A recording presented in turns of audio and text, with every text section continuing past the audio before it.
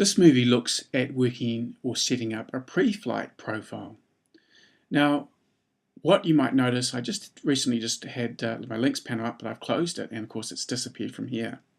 Any stage, of course, I can go back when I click on the document, and can just go and get my links panel back.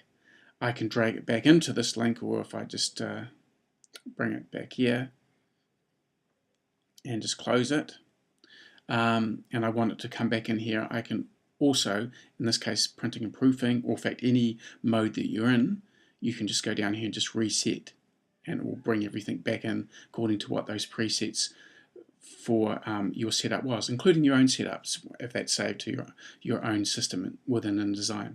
Anyway, what I want to do is I want to just look down here, and I can see that I've got some errors in my document. Now, it doesn't necessarily mean there is errors, but there's errors according to what I've determined are errors within the document. Now, let me explain a little bit better. I can actually click down here, and or just in the drop down, and I can define profiles just out of view. I'll just go to the pre-flight panel, and that just brings it up here. Now, according to this, when I look at this document, it says there's color and there's 5 errors. I can click on any of these icons to determine where these errors are, which comes in quite handy. I'll click on my path here. Okay, there's an error with that. Rectangle shape, the outer shape of this document, the circle, text frame where I've got a drop shadow here, and even the file itself. Now, what are those errors? What is it talking about?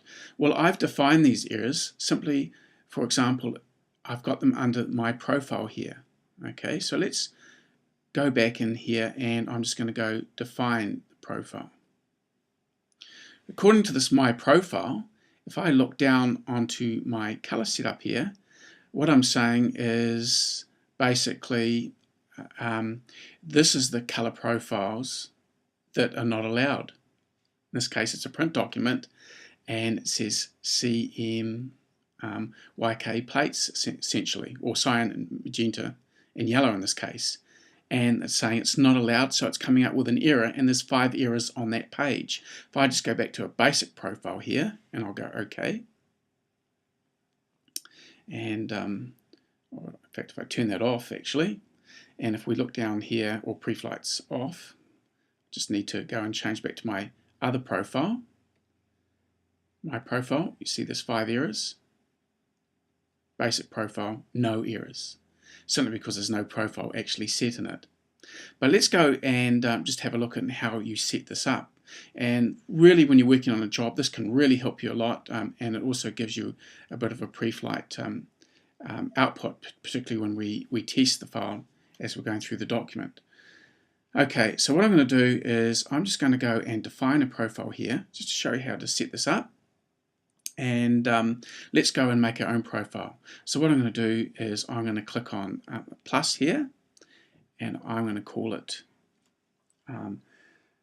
my print. You can call it whatever you want. And I'm just going to give it a name just for this example. And I'm going to look down in this here, and I'm going to go links. Well, inaccessible links. Well, actually, I don't want that on. I just want links to show if anything that's been linked up is missing or not. So links missing or modified. If I modify any links, change the names, it's going to come up and let me know that. So I'll leave that on. Let's go and have a look at color here. And I'll bring this down a little bit. Cyan, magenta, yellow and black. Let's see. This is not allowed. Color spaces and modes not allowed. Well, let's just go and tick down here, and I'm going to click on this, and I'm going to say I'm not going to allow RGB, or maybe let's say spot color, because we're working for this DPS output. It's actually for a CMYK job in the end, so I'm just going to say we certainly don't want spot colors for this one, so I'll tick that. Let's see what's down under spot colors. This is where we can predefine, if I was to click this, how many spot colors. Our last job for the poster, for example, we could say we were allowing 4 spot colors, and we can predefine that. Basically, I'll tick that off. We don't want the lab colors, but we can give that a number, maybe 4 or 5. I actually don't want that, so I'm just going to delete that and I'll turn that off, because we certainly don't want printing or spot colors in this job, the printing of. But let's see, have a look down here. We've got overprinting applied to white or paper color. Now you remember the issues with that. We certainly don't want to overprint our white because it's the paper color. So I might just click on that just to help me with that one. Let's see, images, image resolution.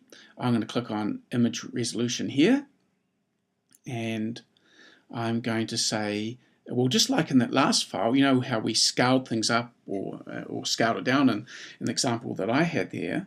Let's say, for example, if we are going to scale things up, we certainly don't want our image to drop beneath 200 or maybe even 250. Ideally, we want a 300 DPI file, but you can get away with a little bit, particularly if you've got a bit of texture in your file. So what we're going to say here is I'm going to have grayscale. Image minimum is 250, and the color image, if we've got grayscale images, that is, but I'm just going to have that clicked as well. And the image minimum resolution is 250, and that's going to make sure no matter if I scale it up, it's not going to, or it's going to let me know if I do exceed that or go below the minimum. So let's say that that's fine, and I'm happy with that profile, and I'm just going to save it and go OK. And here I've got my print profile. Now, just down the bottom here, we've got no errors. Let's go and have a look at my print now. And I've also got no errors, particularly in the file. So that's a good thing to know. Now, just on the this little graphic here, if you're sending the file around for other people to work on it, I can click on this and it will embed that selected profile that you've made up, particularly if you're making it specific to a job that you want to determine the quality of it and maintain it. It's going to help everybody else. This profile can really help in terms of guaranteeing you getting those results. So I'm just going to maybe click that profile on there for the example. If I want to get rid of it at any stage, I can just go back to my print, and I'll go back to define the profile. Here we can just go over onto delete anything that we don't want, or of course we can even add another one. But whatever's selected is the one we're going to work with. Now what I can also do, if somebody else is going to work with a similar file, I can export the profile, and I can essentially save that anywhere I want and email it to somebody. And for the person that's receiving it, they can just load a profile.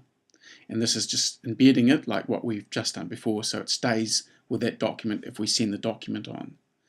So that's an example of just setting up the pre-flighting. We're going to look at pre-flighting in a little bit and how to actually do it in the next movie.